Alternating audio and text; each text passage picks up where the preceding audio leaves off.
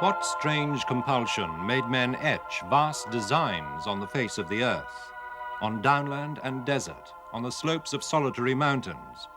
Why can so many only be seen from the air? What is their message from the distant past? Mysteries for Arthur C. Clarke, author of 2001 and inventor of the communication satellite. Now in retreat in Sri Lanka, after a lifetime of science, space, and writing, he ponders the riddles of this and other worlds. For thousands of years, people have drawn figures, cut designs in the landscape, apparently for no one on Earth to see. One of the strangest wonders of this great rock of Sigiriya here in Sri Lanka is this gallery of frescoes on a sheer cliff, hundreds of feet up in the sky. Yet, until a modern staircase was constructed, no one could possibly have seen them properly. So why was this done? And who are these charming ladies?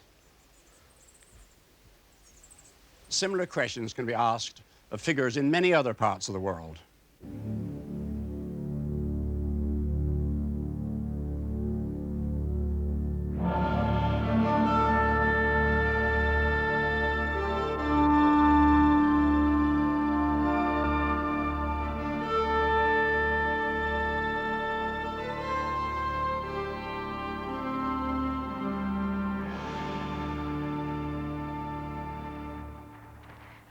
Dawn breaks over the Nazca Desert of Peru, and a hazardous experiment designed to prove that primitive Indians could fly 2,000 years ago. American explorer Jim Woodman leads the team. The hot air balloon is made of materials which the ancient Indians are known to have had.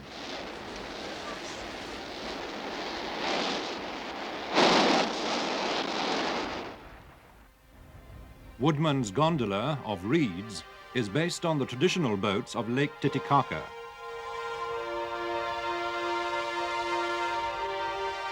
The balloonists risked their lives to try to unravel a mystery etched on the desert beneath them.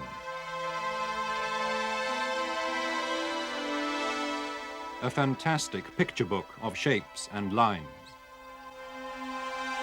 Lines so strange and enigmatic that some have imagined they served as an airport built for ancient astronauts.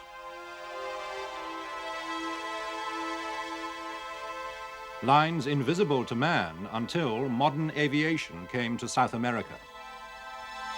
So grand is the design that Jim Woodman believes the Nazca Indians could only have laid out and admired their giant scratch pad, 200 square miles of it, from the air.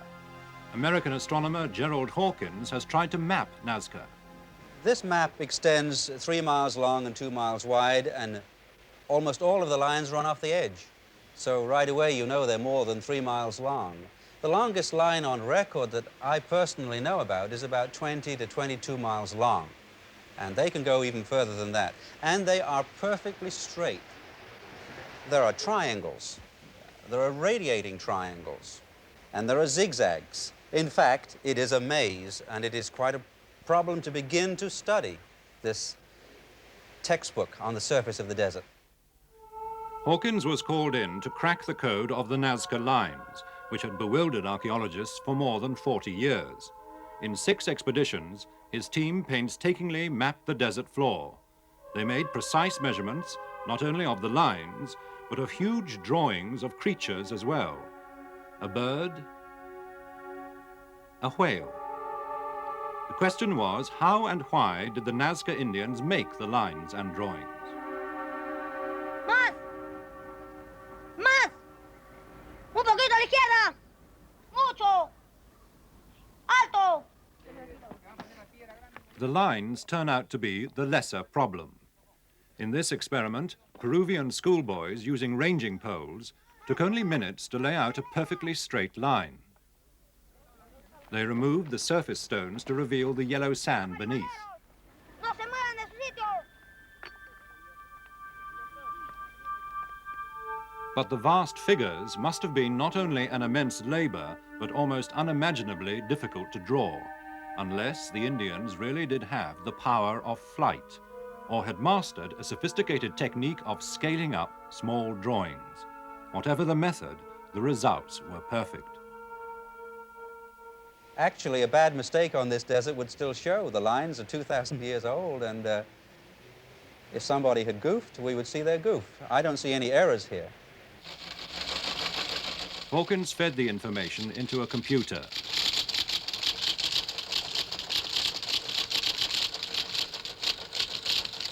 The most likely theory had been that the lines were an astronomical calendar, pointing to the rising and setting places of the sun, moon, and stars. Our immediate conclusion was that the lines as a whole are not an astronomical textbook for calendric purposes. Strangely enough, the lines that seem to work astronomically have a little picture on the end. Here we have a spider, and that line does indeed point to Orion. Here we have a condor bird, and this line does indeed point to the rising of the sun at midsummer and midwinter. But the overriding result that we found was that there were no 2 or 3 centuries in the history of this spot on the world where every line would fit the sun, moon, or star. But one clue did emerge later to help explain the Nazca riddle. It came from the nearby Altiplano Indians, who still remembered stories about making desert lines. The results that were obtained by questioning the Altiplano Indians show that the lines that they built were pointing to what they would call gods. These gods took many, many forms. One form the god could take would be a mountain peak. The higher the mountain peak, the greater the god. We also know there was a tendency to point to anything that was regarded as holy, perhaps a place where a Yama gave birth, perhaps a place where a rainbow was seen to end. But whatever these lines point to, it is going to be a mixture. There is no one particular object. The only thing that connects the lines together is that they probably point to God objects, and they probably are pathways connected with these gods. And so the only common denominator is that they are pathways to the gods. But the urge to leave an imprint upon the landscape is also a curiosity of the English countryside. The first of these badges was cut by soldiers of the Great War in idle hours before rifle practice.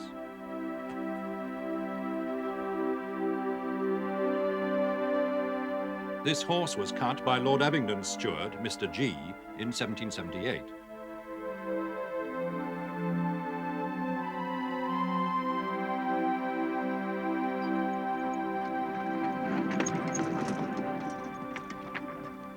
But all the 50 or more chalk figures of England have to be cared for from generation to generation. One of the oldest is the Cerne giant, the rude man of Cerne. But no one knows why he was cut or even what his name is, although the locals have a few ideas. Well, I think he's a Celtic god, really. A sex symbol. We did have one girl that was been married for about 7 years and hadn't managed to have a child, so we told her to go and sit on the giant. Apparently, you were supposed to sit up there with your knickers off. I don't know whether she did that or not. But the next spring, she was pregnant. I look at him every day. I think he is a sex symbol because he does wonders for me. Others say the giant depicts a dissolute 16th century abbot from a nearby monastery. Or Lord Hollis, an 18th century landowner lampooned by rebellious servants. But the key to the giant's identity may lie in something now missing from the drawing. What did he have in his left hand? Either a trophy, since he's brandishing a club, or perhaps his wife, a woman. I've heard a theory that it's a head. You know, that he'd killed somebody and he's holding the head in his hand. They say that there used to be a dog. He was holding a dog in that hand on a leash. Some experts believe the giant portrays Nodens, a Celtic hunting god. This Celtic statue found near Cerne shows him like the giant with a club in one hand. In the other, he carries a rabbit or hare. Hercules is another possibility. The Romans worshipped him in the 2nd century. Statuettes like this one, found in Bristol, show him with a club in his right hand and draped over his other arm, a lion skin.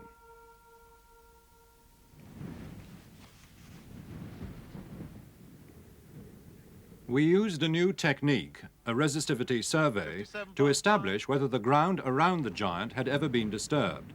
This might show whether part of the drawing is now missing. 60.4. Britain's top resistivity surveyor is Dr. Anthony Clarke. We've taken over 5,000 readings on a regular grid at half-metre spacing, and what we're going to do when we go away from here is to turn those readings into some sort of visual map which will show the outline of anything which is buried under the grass.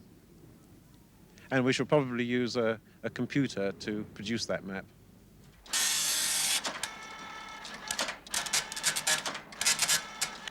It proves to be an historic experiment.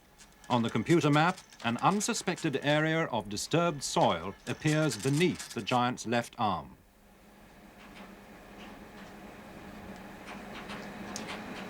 Well, this refined dot density of yours ties in very well with this overlay of the plan of the giant, Alistair, remarkably well.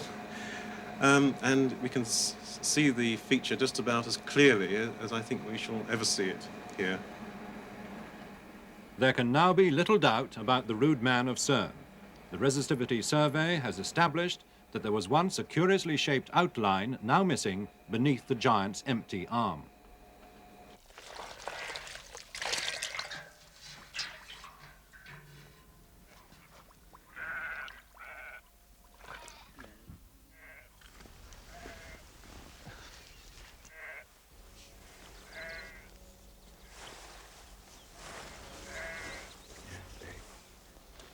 On the giant himself, the man in charge, archaeologist David Thackeray, uses the survey results to restore the complete outline for a few hours with a pail of whitewash.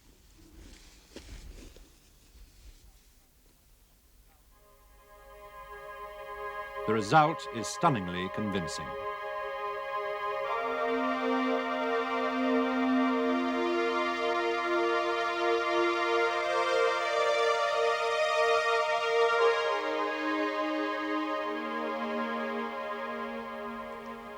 Suddenly lost for words. Yes.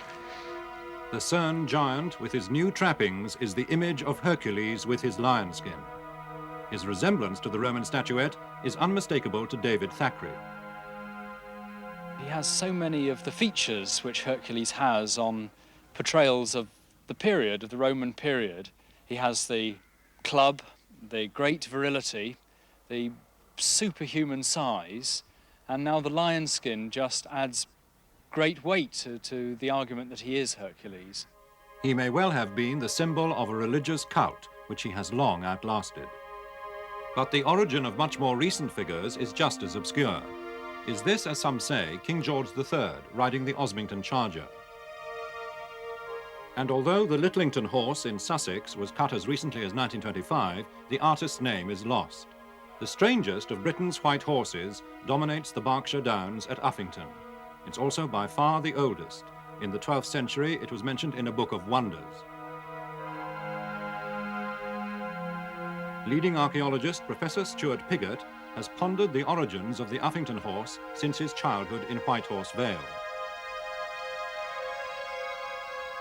A pointer to its date lies in the coin room at Oxford's Ashmolean Museum.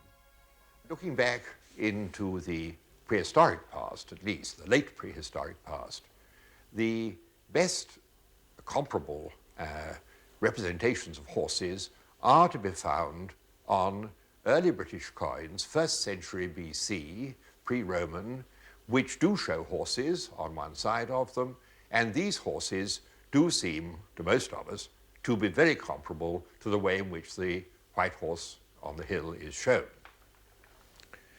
Now, they all share the same characteristics.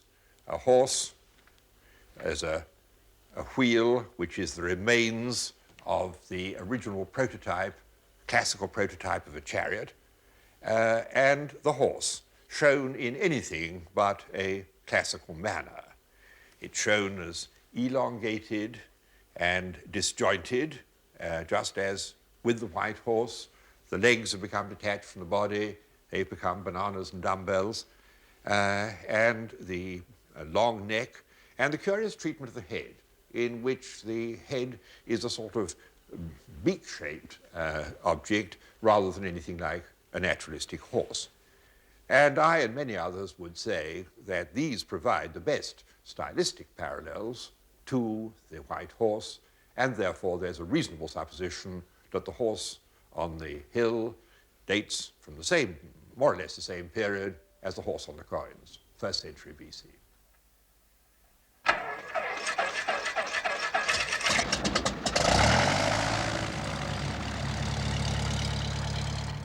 But Britain once also had a red horse, cut by the Saxons. And the men in this plain think they've rediscovered it.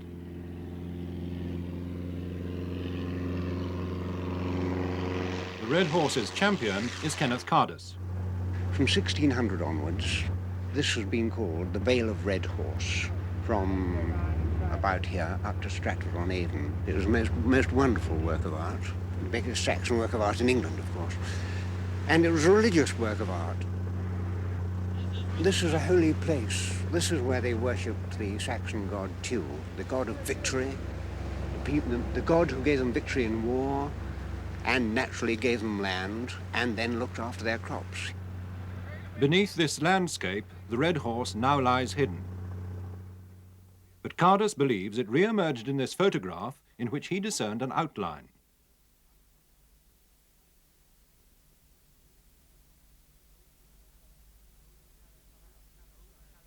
An old parish map confirmed the discovery. It pinpointed the location of the red horse on the ridge above Tysoe, where the photograph was taken. The following year, Kenneth Cardus took this aerial picture of the horse.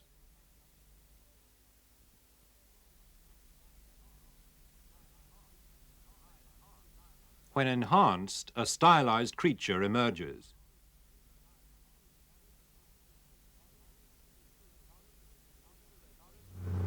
Cardus hopes the infrared photographs taken on this flight will provide unequivocal evidence of the red horse, now hidden beneath a wood, enough to convince other people that it should be recut.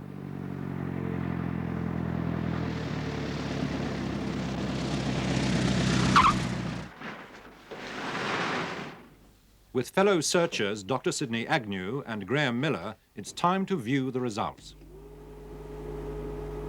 That's good. That's very good. Or I can easily tell myself that there's a horse there. Don't tell yourself, see it. Come on, Graham. I can see Can you see the bald patch where we excavated on the tip of the ear? That's absolutely there. Can you see it, Graham? Is that? That is there. Yes, I think so. That Don't you think there's a lighter coloration than just where the head is? We should be coming to a vertical shot, and as we look down through the trees, there's just a possibility. Okay. Last one, this is it. Now there, what about that? No, you've got me. It's too There's, close. the trees are still too close. I don't think anybody will ever see it again. Undaunted, Kenneth Cardus still hopes to recut the red horse of Tysoe. It was one of the great landmarks of England. This was the Vale of Red Horse, up to 1600, and it ought to be again.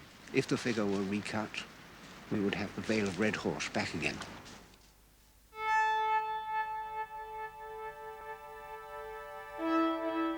But other lost landscape figures are being rediscovered for us to wonder at. Back in the deserts of South America, Jim Woodman, the intrepid Nazca balloonist, heard of a whole gallery of them.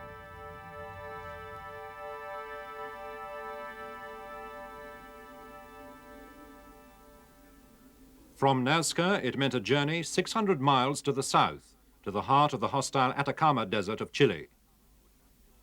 Woodman brought back this story. These deep 2,000-foot valleys are covered, literally covered for many, many miles with geoglyphs or hieroglyphs or glyphs writing on the sides of the sand. These geoglyphs were originally thought to be Chinese characters in the first journals that recorded them. They were mysterious signs. Some people argued they were tracks of mules. Some other people, when they began to see that there was a definition, as the explorers pushed farther back into the valleys, they realized that there was a zoo of the Atacama. Animals, pumas, jaguars, tigers, llama trains, reptiles, dogs, a series of stylized men. All these immense figures were soon discovered as the Spaniards moved across the Atacama and down into the colonization of Chile. That was our first objective, to enter those valleys, to climb and scale the mountains of sand, to see the geoglyphs of the Atacama. These rocks were all carried from all through the valley down, and many of them came through the river when the spring floods bring the waters, melting waters up the Andes. These rocks slowly came down, and over the years, they've been carried up here, collected, placed in this very sophisticated art form. Let's head on up toward the top part here. As we investigated and explored the animals and the symbols and the geometric designs, always we were asking about the giants and the large men that we had heard of farther on in the desert. And always these symbols in the edges of the great desert were trying to tell a story. I felt they were panels that represented stories of ancient battles, of ancient warriors, of ancient caravans. But farther on in the desert, we kept hearing, the giants. You'll find the giants.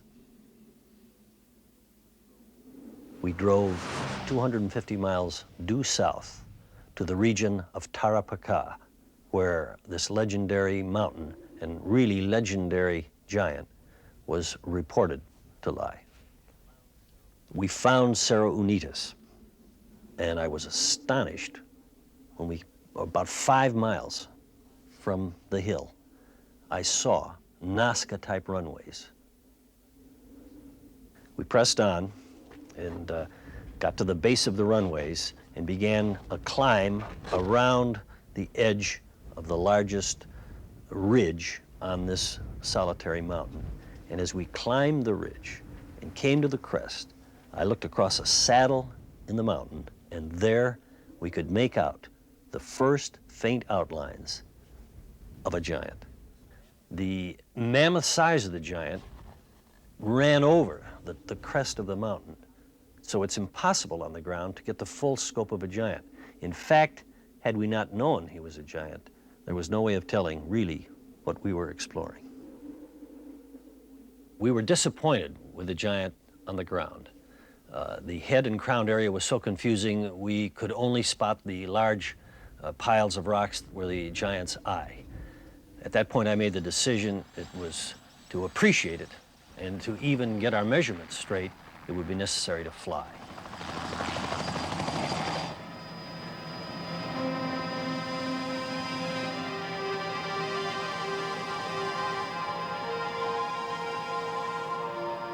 Through the plexiglass ahead, I could see Cerro Unitas, the lone mountain. And as we flew closer, I had the helicopter slow, and the view of the giant that began to come into view was incredible. Here, the disorganized form that we had seen close up as we explored the mountain the day before suddenly became finely engraved on the mountain ahead. And as we flew closer, I began to realize the tremendous size of the giant, for the feet and the crown and the rays and the arm with the arrow all became sharply in focus. Looking toward us in the sky was the largest man that ancient man ever created. It was an exciting moment as the helicopter descended to 750 feet. I stopped, I took out my still camera, I began to photograph that drawing. And as you hang there in the air, looking down into this face that stared skyward for 1,000 years, you realize that this drawing was made by ancient people to be seen from the air, either by the gods or by someone with the power of flight.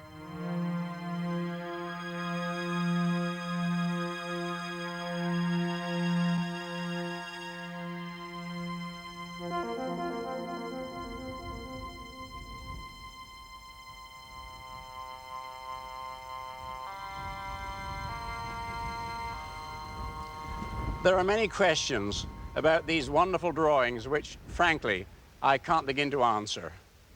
Who made them? What are they? Above all, who was meant to see them? Perhaps we need look no further than man's desire for immortality is urged to leave some abiding mark on the face of his planet.